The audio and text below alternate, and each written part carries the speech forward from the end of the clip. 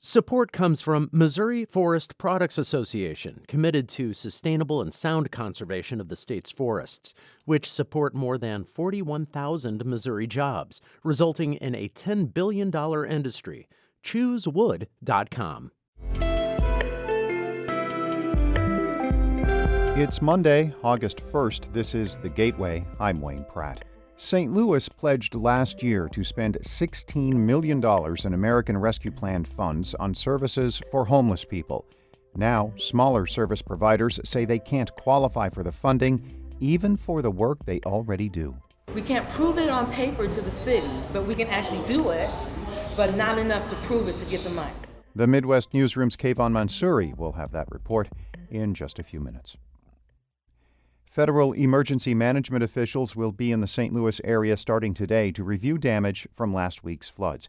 It could bring the region closer to a federal emergency declaration.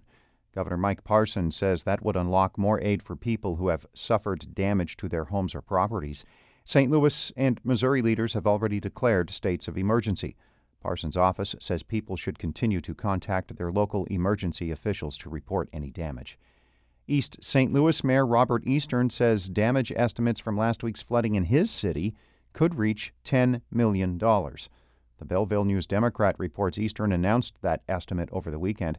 He says that includes resources the city has used, including workers who responded to last Tuesday's record rain. The newspaper reports flood damage estimates for other parts of the Metro East are not available. The Metrolinx Red Line is back in service between St. Louis Lambert International Airport and the Shiloh Scott stations. Part of the service was shut down following last week's floods. The Blue Line remains closed east of Skinker Station. Passengers should expect delays. Metrolinx operator estimates flooding caused about $20 million in damage to the system. In other news, Missouri is launching a statewide survey of teachers. As St. Louis Public Radio's Kate Grumke reports, the state wants to learn why teachers are leaving the profession. A similar survey in 2019 found low pay was a top reason teachers leave the profession. Missouri has some of the lowest teacher pay in the country, so this time around, low salaries will probably still be a big factor. But education officials still think they might hear some new answers because of the pandemic, says Paul Katnick, who is an assistant commissioner with the Department of Elementary and Secondary Education. If we hadn't had a pandemic between then and now, I'd be a little more inclined to say it's probably going to be similar, but I don't know now. The pandemic has changed the world in lots of, pretty significant ways, and it could have changed this as well. The Education Department is distributing the survey this week. They're also holding a public hearing in Jefferson City on Wednesday. I'm Kate Grumke, St. Louis Public Radio. The Missouri Department of Agriculture is awarding a matching grant of up to $50,000 to urban farmers who are fighting food insecurity. Some say the grant could be more accessible. Many urban farmers do not have the cash up front that the grant requires. They are also concerned by some limits on how the money can be used. The department's communications director, Christy Miller, says the restrictions are necessary. It comes back to that being very conscious of this being taxpayer money. It needs to be used in a way that expands Missouri and grows business. The deadline to apply for the grant is August 31st.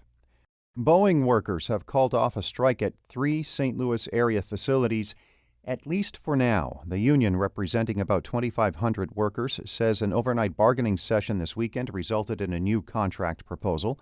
The International Association of Machinists and Aerospace Workers, District 837, rejected a previous offer and planned to strike today. Workers will now vote Wednesday on the new contract proposal.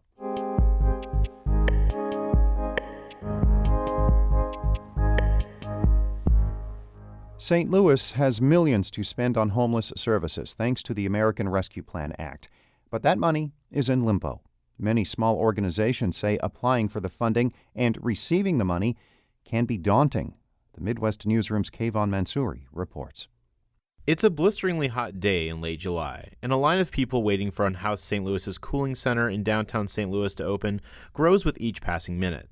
61-year-old Naomi Jordan waits outside of the cooling center so she can spend a few hours out of the sun. The center is just steps away from the construction site of St. Louis's new Major League Soccer stadium. Jordan says she's been coming here nearly every day during the recent heat wave. It keeps me off of walking the streets and, stuff. I come up here and just chill for 6 hours, They make sure that you get fed and, snacks and drinks and, you can't ask for any more than this. Good morning. Ramona Curtis runs Unhoused St. Louis with volunteer help and entirely on donation. She arrives at the organization's cooling center every day at 11 a.m. Inside, the deep shotgun-style room is filled with couches, a small TV, a refrigerator, a microwave, and a coveted clean bathroom.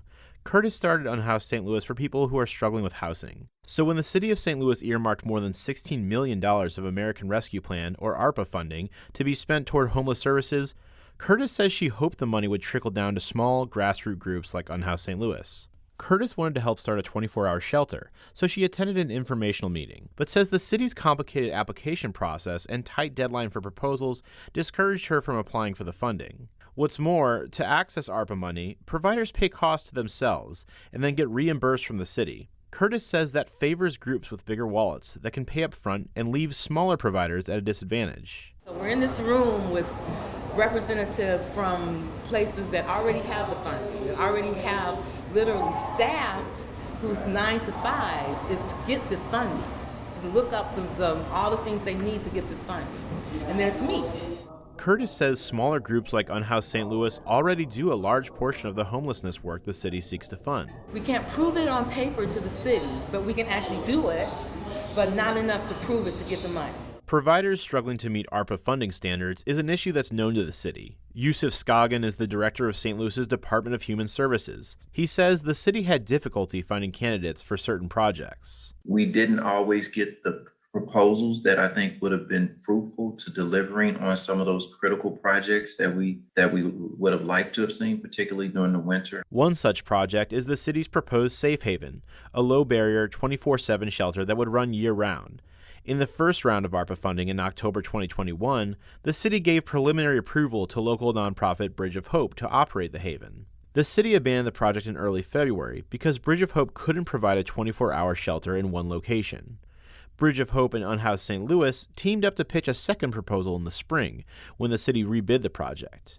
In the end, however, Unhoused St. Louis couldn't meet the city's financial requirements to fund the project up front. And without Unhoused St. Louis's help, Bridge of Hope's proposal once again wouldn't offer a 24-hour shelter in one location.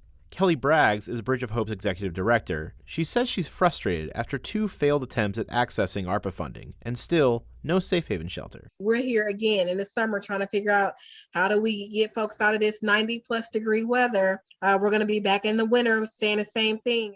Last winter, nonprofit groups across the city banded together to open pop-up shelters during the coldest months of the year, all while begging the city to quickly fund and open the proposed safe haven. Still, 5 homeless people froze to death on the streets of St. Louis last year, according to an investigation by St. Louis Public Radio and APM reports.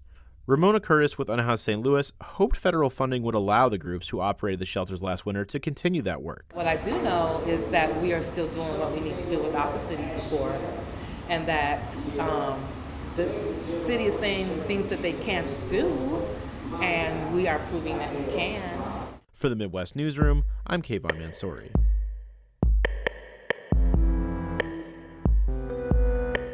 That report is from the Midwest Newsroom, a collaboration among NPR members in Missouri, Kansas, Nebraska, and Iowa. The Gateway is a production of St. Louis Public Radio, a listener-supported service of the University of Missouri St. Louis. Music by Ryan McNeely of Adult Fur. I'm Wayne Pratt. Have a great day.